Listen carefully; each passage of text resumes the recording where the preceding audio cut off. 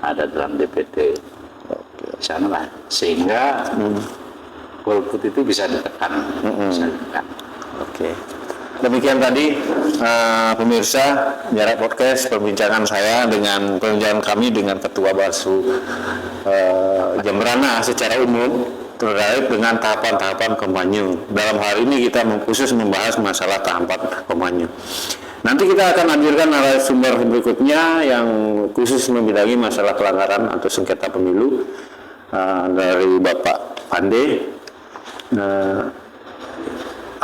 Kita akan membahas spesifik dan khusus mengenai bagaimana langkah-langkah ketika terjadi pelanggaran pemilu sendiri itu.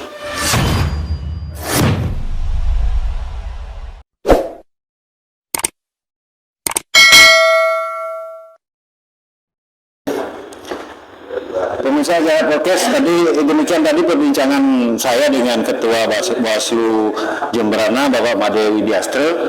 Kita tadi pembahasan secara khusus terkait dengan tahapan-tahapan kampanye dalam pemilu 2024. Nah sekarang telah hadir bersama kami Bapak Pande Adi Mulyawan, Koordinator Divisi Penanganan Pelanggaran dan Penyelesaian Sengketa Pemilu. Beliau adalah yang paling ganteng di Bawaslu Jemberana. Kita santai aja Pak, ngobrol santai. Nah, bersama beliau kita akan membahas secara khusus bagaimana sih mengatasi permasalahan atau pelanggaran yang terjadi pada saat tahapan kampanye ini. Yang pertama yang saya tanyakan Pak, dengan masa kampanye yang sangat minim dibandingkan dengan pemilu-pemilu sebelumnya, ya tentu akan ada potensi pelanggaran di situ. Bagaimana menyikapinya? Siap. Om Swastiastu, selamat siang. Pak Dewo dan pemirsa Jarak Pos dimanapun bisa dijangkau. Acara ini saya kira ini acara yang sangat penting lah saya kira. Di samping kami juga ingin menyampaikan pesan-pesan pengawasan kepada pemirsa Jarak Pos dimanapun berada. Ya. Nah tadi disampaikan oleh Pak Dewo bahwa tahapan kampanye pemilu 2024 tentu sangat berbeda dengan tahapan pemilu 2019. Ya. Jika di 2019 waktunya agak lama panjang, tapi sekarang cukup 75 hari. Nah, disinilah kemudian potensinya menjadi semakin besar karena durasi kampanyenya semakin sedikit. Nah, sehingga kampanye ini akan benar-benar dimanfaatkan oleh calon untuk mencapai target yang diharapkan. Nah, kampanye itu sendiri kan merupakan sebuah tahapan yang barangkali kami anggap tahapan yang sangat krusial, terutama dari sisi pengawasan. Karena kampanye itu sendiri adalah kegiatan oleh peserta atau pihak lain yang ditunjuk oleh peserta pemilu untuk meyakinkan pemilih dengan menyampaikan visi misi, program dan gagasan, kan begitu. Nah, bukan tidak mungkin dalam penyampaian visi misi, penyampaian kampanye itu menggunakan cara-cara yang tidak diatur, yang dilarang oleh undang-undang. Jadi saya kira potensi yang terjadi dibandingkan dengan pemilu 2019 akan semakin besar, semakin banyak varian. Nah, disitulah kejelian dari Bawaslu untuk melakukan yang pertama tentu pencegahan. Nah, sekiranya sudah tidak bisa dicegah, kemudian penanganannya seperti apa, kan begitu. Nah, kemudian terkait dengan masa kampanye ini tentu kita sudah menyiapkan langkah-langkah. Di langkah-langkahnya tentu adalah memperkuat jajaran dengan memberikan feedback, dengan memberikan pemahaman untuk menyamakan persepsi sehingga tidak beda persepsi kemudian yang menimbulkan beda perlakuan. Di ujung timur Jemberana dengan di ujung barat Jemberana beda perlakuan terhadap dugaan pelanggaran. Saya kira demikian Pak Dewo. Ya, oke. Dengan waktu yang sangat minim, Ya. otomatis calon kan berupaya memanfaatkan waktu yang minim ini untuk mensosialisasikan dirinya dengan secara maksimal, kan begitu. Salah satu cara mungkin kampanye memanfaatkan media sosial, kemudian dengan memasang alat peraga yang kapasitasnya jauh lebih banyak dibandingkan sebelumnya, otomatis. Nah, terkait dengan alat peraga, apakah ditentukan zona misalnya? Ya. Untuk pengawasannya itu bagaimana? Ya, terkait dengan metode kampanye pemasangan alat peraga kampanye, ini saya kira juga ada sedikit modifikasi, ya, sebagaimana yang diatur dalam peraturan KPU itu. Kalau di 2019 barangkali zonanya diatur, ya, kemudian wilayahnya juga diatur. Jadi untuk saat ini sesuai dengan SK KPU 183, SK KPU Jembrana, itu justru zonanya tidak ditentukan, tetapi bisa dipasang di seluruh wilayah Kabupaten Jembrana sepanjang tidak melanggar ketentuan. Nah, jadi ketentuan-ketentuan yang dilanggar itu adalah semisal yang dicantumkan dalam Undang-Undang 7 2017, tempat ibadah, rumah sakit, tempat pendidikan, taman kota, kemudian di jembatan. Saya pikir itu menjadi ketentuan yang harus ditaati oleh peserta. Nah, kemudian di samping Undang-Undang Pemilu juga dicantumkan dalam Perda Kabupaten Jembrana nomor 5 tahun 2011. Di sana sudah diatur zona pemasangan reklame. Nah, jadi ada tempat-tempat yang memang steril dari pemasangan reklame. Termasuk juga alat peraga kampanye yang dipasang oleh peserta. Jadi sepanjang jalur protokol saya kira juga masih tidak dibolehkan untuk memasang alat peraga kampanye. Nah, yang dibolehkan adalah tempat-tempat selain yang dilarang oleh undang-undang, tempat-tempat selain yang dilarang oleh Perda, seizin pemilik lahan. Nah, sekiranya ini ada telajakan yang masih ada ruangnya, bisa, tetapi sekali lagi seizin pemilik lahan. Nah, kemudian berkaitan dengan kampanye di media sosial, saya kira ini adalah sebuah paradigma baru, kerangka berpikir baru yang tadinya para peserta menggunakan cara-cara yang konvensional, pemasangan alat peraga kampanye, tatap muka dan sebagainya. Hari ini saya kira sudah terjadi pergeseran dari metode konvensional ke metode digital. Nah, saya kira itu boleh-boleh saja dilakukan, tetapi yang penting tidak melanggar ketentuan. Misalnya menghujat, menghina, memfitnah, mempersoalkan dasar negara. Nah, ini yang harus kita cermati bersama. Black campaign juga, tetapi tentu harus dibedakan Pak Dewo. Black campaign dengan negatif campaign, kan begitu ya. Black campaign itu tidak ada data dan faktanya, tetapi kalau negatif campaign saya kira masih memungkinkan sepanjang didukung oleh data dan fakta yang valid, saya kira. Oke, apa namanya? Nah, sekarang paradigma di masyarakat kan bahwa pemasangan alat kampanye seperti baliho, kemudian terjadi misalnya kerusakan atau kecurian, artinya yang paradigma di masyarakat itu Bawaslu yang diminta bertanggung jawab luar biasa. Sebenarnya ini tanggung jawabnya siapa? Nah, begini. Perlu saya sampaikan dalam acara ini. Jadi sekali lagi, jika ada pola pikir yang demikian, saya kira kurang tepat. Kalau saya bilang salah sih enggak. Kurang tepat. Jadi peserta pemilu dapat memasang sesuai dengan yang saya sampaikan tadi di awal itu, tetapi untuk menjaganya ya tentu yang harus melakukan adalah pemasang itu sendiri, peserta pemilu. Karena memang kami diberi tugas untuk melakukan pengawasan, tetapi tidak mungkin kami menjaganya selama 24 jam karena keterbatasan personel kami juga tentu kami dibatasi oleh energi kami akan habis untuk menjaga Bali. Saya kira itu adalah menjadi tanggung jawab kita bersama, baik Bawaslu, peserta, KPU. Saya kira masyarakat juga harus ikut serta untuk menjaga alat peraga kampanye yang dari kacamata kita di media sering menemukan adanya kampanye di media sosial, baik Facebook, Twitter, kemudian mengarah kepada katakanlah menyerang lawan dengan tidak cara-cara yang tidak benar, beretika. Kemudian gimana langkah dari? Nah, tentu berkaitan dengan hal tersebut kita sudah mempersiapkan segala sesuatunya.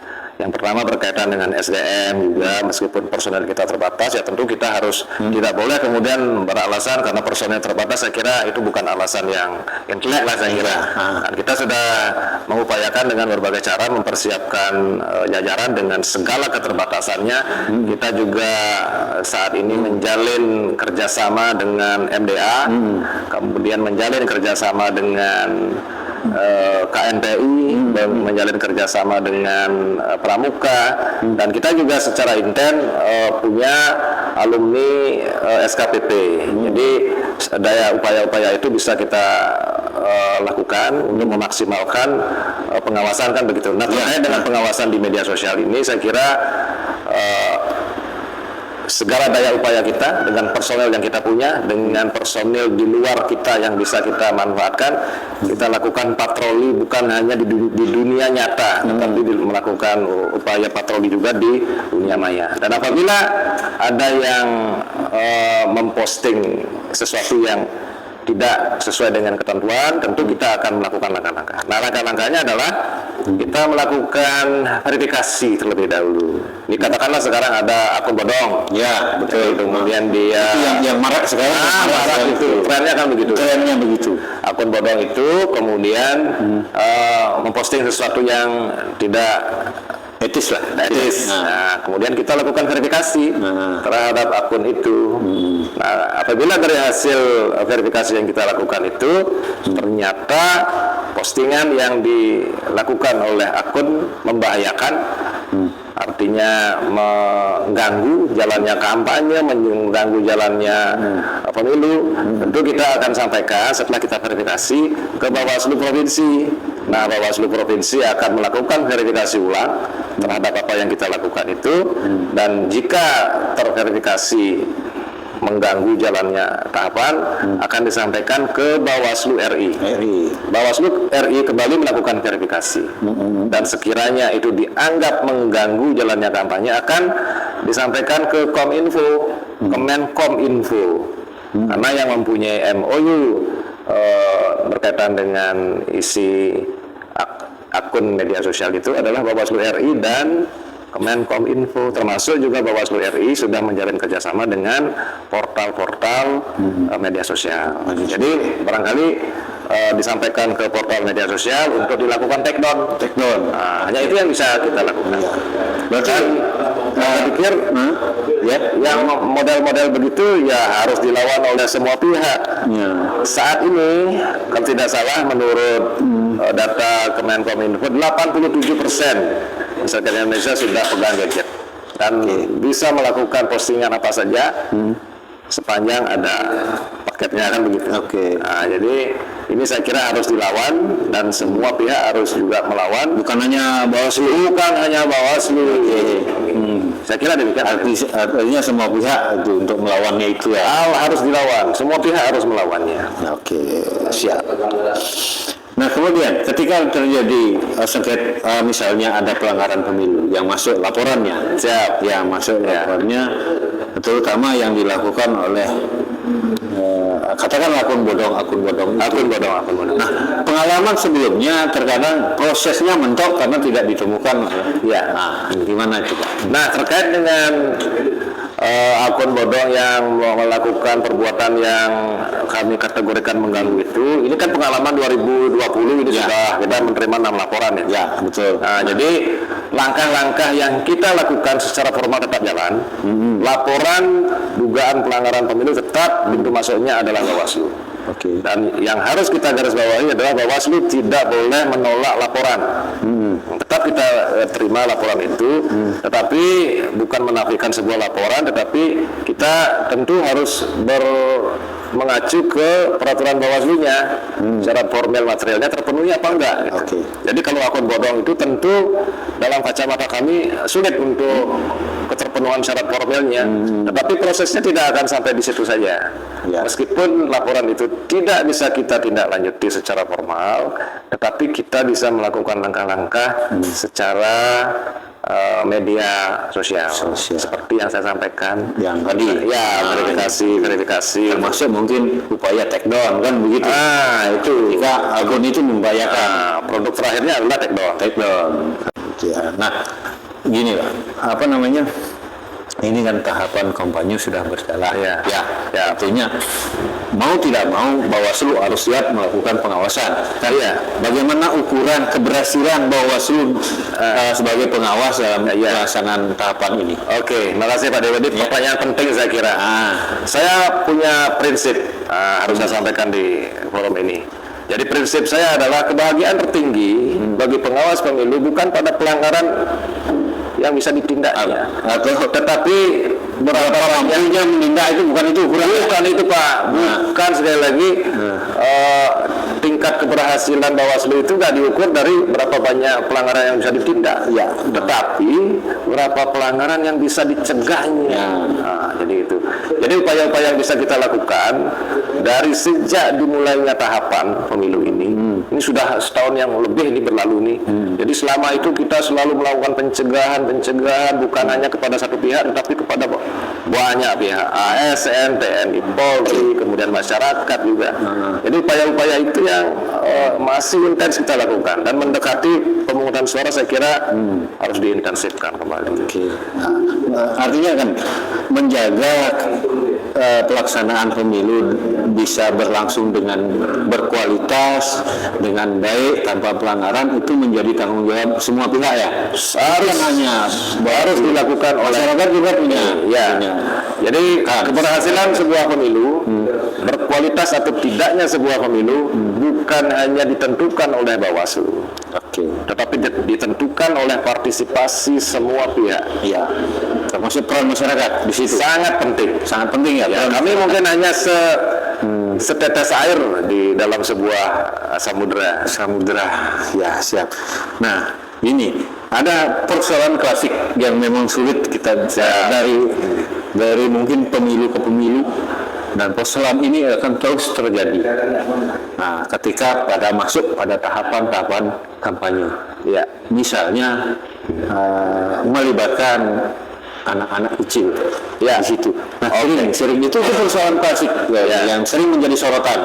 Dan misalnya dalam kampanye terbuka kemudian ada keterlibatan anak-anak di situ. Jadi ini saya kira fenomena klasik yang selalu mengiringi pemilu dari pemilu ke pemilu, pilkada ke pilkada. Nah, tentu kami selalu melakukan upaya pendekatan. Jadi pernah ada kejadian lucu nih Pak Dewo, dalam sebuah kampanye terbuka pada saat pilkada 2018, pilkada 2020 juga saya kira ini kita tegur ibu-ibu bawa anak nih digendong. Nah itu digendong satu dituntut satu. Ini kita malah disuruh ngempu Pak. Grepak ngempu lah gitu. Jadi ini salah satu tantangan yang memang harus kita jawab. Bagaimana menyikapi itu? Ya tentu kita hanya bisa menghimbau Pak. Sekali lagi mohon ampun Ibu, sekiranya berkenan Ibu silakan membawa anaknya pulang dulu. Jadi ini kan kampanye ini kan biasanya ada hiburan ya Pak. Betul. Ada hiburan, artis segala macam. Jadi inilah yang kemudian mengundang banyak orang datang. Bukan hanya orang dewasa di atas 17 tahun, tetapi juga anak-anak. Jadi saya kira pengertian dari penyelenggara kampanye itu juga untuk secara periodik 15 menit sekali, setengah jam sekali untuk mengingatkan anak-anak. Termasuk mungkin pengisi hiburan itu melibatkan anak-anak misalnya. Itu penyanyi misalnya. Itu tentu menjadi sebuah problem juga, karena penyelenggara kampanye itu, tim pelaksana itu seharusnya tidak boleh melibatkan apakah itu sebagai peserta, apakah itu sebagai penyanyi dan sebagainya dalam kegiatan itu. Gitu. Berarti Bawaslu dalam hal ini lebih menekankan himbauan kepada penyelenggara itu sendiri. Ya, tim kampanyenya, pelaksana kampanyenya. Siap. Nah, dari mulai tahapan kampanye dibuka, Ya. nah sampai saat ini ada berapa aduan yang sudah diterima terkait dengan pelanggaran? Ya, terkait dengan pelanggaran tentu harus dibedakan menjadi tiga, ya. pelanggaran administrasi, pelanggaran kode etik, dan pelanggaran pidana. Ya. Nah, untuk pelanggaran administrasi tentu ini kita masih melakukan pendataan. Ya. Semisal pemasangan alat peraga kampanye tidak semestinya, nah, itu tentu masuk ke pelanggaran administrasi. dia. Itu masih kita data, Pak Dewo. Nanti sekalian kita lakukan penindakan. Tentu ada mekanisme di dalamnya. Nah, kemudian untuk pelanggaran kode etik, nah ini kami belum sampai dengan saat ini belum menerima laporan kode etik berkenaan dengan pelanggaran yang dilakukan oleh jajaran kami. Kemudian pelanggaran pidana baru kemarin 1 masuk. Nah, ini kita masih lakukan proses penanganan pelanggaran. Oke. Nah, apa namanya terkait dengan pelanggaran kode etik itu? Ya, Agak memungkinkankah terjadi? ya saya kira pemilu hari ini, dan bukan hanya pemilu yang hari ini, pemilu-pemilu sebelumnya juga. Karena begini, logikanya begini, ada 333 caleg. Ya. Bukan tidak mungkin dari 333 caleg itu ada sanak saudara penyelenggara pemilu. Betul. Nah, inilah yang kadang-kadang membuat kami khawatir juga, dilema di situ. Dilema. Jadi begini, contohnya begini. Dalam sebuah pekarangan rumah ada 3 kakak, ada 3 rumah, 3 kakak, satunya sebagai peserta atau minimal pendukung, satunya lagi sebagai penyelenggara. Nah, dipasanglah bendera parpol di rumahnya tim kampanye ini. Oke. Jadi ini agak sulit juga. Biasanya kami hanya bisa menganjurkan, menegur penyelenggara itu untuk tidak memasang bendera. Biasanya yang sering dipasang itu bendera. Nah, dalam penanganan pelanggaran ini tentu ada rambu-rambunya. Kami tidak bisa seenaknya melakukan penanganan pelanggaran. Nah, barangkali juga terkait dengan mekanisme penanganan pelanggaran ini belum dipahami oleh masyarakat. Kalau saya bilang tidak mengerti, saya kira tidak, kurang tepat. Belum dipahami. Ini memang salah satu kekurangan kami dalam rangka mensosialisasikan mekanisme itu. Jadi mekanismenya diatur dalam peraturan Bawaslu 7 tahun 2022 tentang tata cara penanganan laporan dan temuan. Jadi di sana sudah diatur, misalnya penanganan pelanggaran administrasi seperti apa, kode etik seperti apa, dan pidana pemilu diatur seperti apa. Ya. Jadi, Nah, apa namanya dalam penyelesaian misalnya, mudah-mudahan tidak akan terjadi ya. siap. Tidak akan terjadi. Misalnya ada tindak pidana pemilu dalam penanganannya apa melibatkan pihak kepolisian dalam hal ini. Nah, jadi mekanisme penanganan pelanggaran pidana pemilu tentu berbeda dengan tata cara penanganan pidana umum. Hukum acara pidana pemilu ini sudah diatur di dalam peraturan Bawaslu 3 2023. Nah, kita menanganinya berdasarkan Perbawaslu 7. Kalau sudah ketahuan apakah pidana administrasi atau kode etik, kita kemudian pindah Perbawaslu dia. Untuk pidana itu diatur dalam Perbawaslu itu kita bekerja bersama-sama dengan pihak kepolisian dan pihak kejaksaan. yang tergabung dalam 3 instansi dalam satu induk organisasi, yaitu Sentra Gakumdu. Nanti kita berdiskusi dengan Sentra Gakumdu. Nah, nanti kita berdiskusi di situ untuk menentukan apakah ini bisa dilanjutkan atau tidak. Nanti prosesnya tentu sudah diatur dia. Nah, ada gini, katakanlah tim sukses, tim pemenangan, ya melakukan pelanggaran pemilu, apakah berimbas pada calonnya? Saya kira sudah diatur di situ.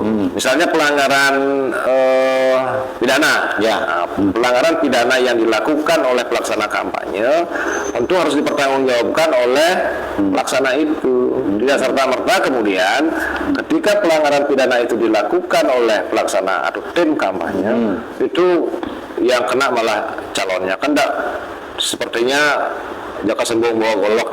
Jadi sudah diatur Pak Dewo.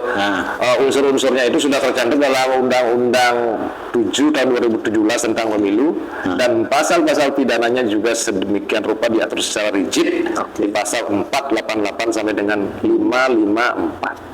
Saya kira demikian. Nah, sering bahkan pada pemilu sebelumnya. Dan sekarang ini pun terindikasi keterlibatan kepala desa. Gimana menyikapi? Nah, tentu seperti yang kita diskusikan di awal, pencegahan selalu jalan. Nah, kemudian sekiranya ada kampanye yang dihadiri oleh kepala desa, saya kira bisa-bisa saja dihadiri, hanya menghadiri. Tetapi kalau sudah berorasi, nah perkaranya apa itu akan jadi lain dia. Nah, kami himbau juga kepada para kepala desa, apapun bentuknya, mohon untuk menghindari hal-hal itu. Jadi Undang-Undang Desa saya kira sudah jelas, di pasal 29 itu sudah diamanatkan juga. Tidak boleh menjadi pengurus partai politik, tidak boleh menjadi peserta kampanye. Jadi saya kira sudah jelas. Sudah jelas aturannya sudah jelas.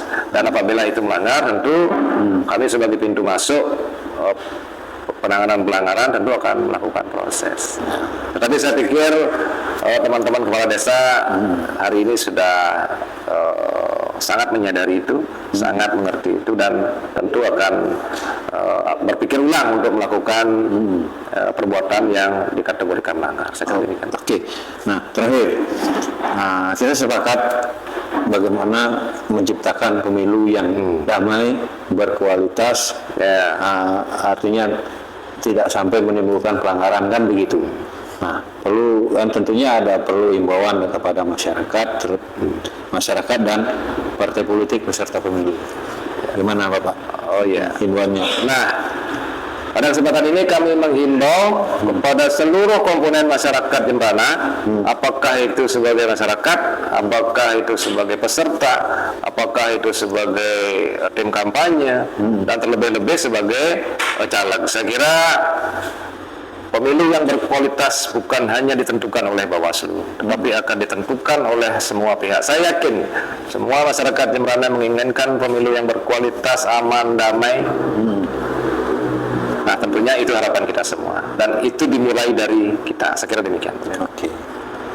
Demikian tadi perbincangan saya dengan Bapak Pandi Made Adi Mulyawan yang membidangi penanganan pelanggaran, penyelesaian sengketa dan penyelesaian sengketa pemilu. Dan satu lagi Pak Dewo, itu bersama rakyat awasi pemilu, bersama Bawaslu tegakkan keadilan pemilu. Mantap. Untuk selanjutnya kita akan berbincang dengan Koordinator Divisi Hukum dan Pencegahan Parmas Humas, Bapak Gusti Ngurah Agung Bagus Wirahadi. Sementara terima kasih. Terima kasih Pak Dewo. Semoga semoga bahwa pelaksanaan pemilu 2024 ini berjalan aman dan terkendali. Siap. Saya ucapkan selamat kepada Bawaslu untuk melaksanakan tugas pengawasan. Siap, mohon doa restunya. Siap. Pemirsa Jaya Podcast, kita kembali lanjutkan pembicaraan kita kali ini dengan menghadirkan narasumber Gusti Ngurah Agung Bagus Wirahadi, Koordinator Divisi Hukum Pencegahan Parmas Humas. Siap. Om Swastiastu Pak. Om Swastiastu. Nah, ini secara khusus dulu saya mau menanyakan, kita santai aja dulu Pak, tentang koordinator divisi hukum pencegahan dan Parmas Humas. Itu menyangkut bidang apa saja? Yang pertama tentunya bidang hukum terkait dengan peraturan-peraturan yang dipakai dalam pemilu 2024 ini. Ada Undang-Undang Pemilu nomor 7 tahun 2017 dan juga ada Perbawaslu. Setiap tahapan itu pasti ada perbawaslunya Pak. Oh gitu. Karena kita akan mengawasi setiap tahapan yang diselenggarakan pada pemilu 2024 ini. Iya. Sekarang kan sudah masuk tahapan kampanye. Ya.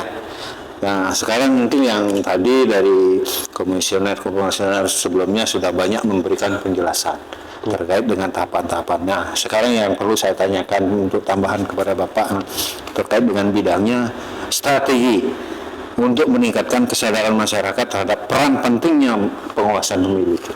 Baik, jadi kami di Bawaslu Jemberana selalu menyelenggarakan partisipatif dengan cara melaksanakan sosialisasi, penyelenggaraan pengawasan partisipatif yang sudah kita laksanakan itu mengundang organisasi-organisasi perempuan yang ada di Kabupaten Jemberana. Iya. Anak sebatas perempuan, organisasi perempuan pada saat itu organisasi perempuan, dan kita menyasar juga kaum penyandang disabilitas. Yang kita undang waktu itu ada Pertuni, Gergatin, AWDI, dan kita sudah undang, dan itu kita melaksanakan patroli kawal hak pilih. Selain kita menjaga hak masyarakat untuk bisa memilih pada pemilu 2024 ini, kita juga selipkan sosialisasi terkait tentang pengawasan kepemiluan. Oke. Kemudian tentang pengawasan. Kemudian program-program, katakanlah tahapan atau langkah-langkah yang dilakukan oleh Bawaslu, tentunya dari tahapan-tahapan ini kan tentunya perlu sosialisasi. Ya, benar. Nah, untuk memaksimal sosialisasi itu apa yang bisa dilakukan?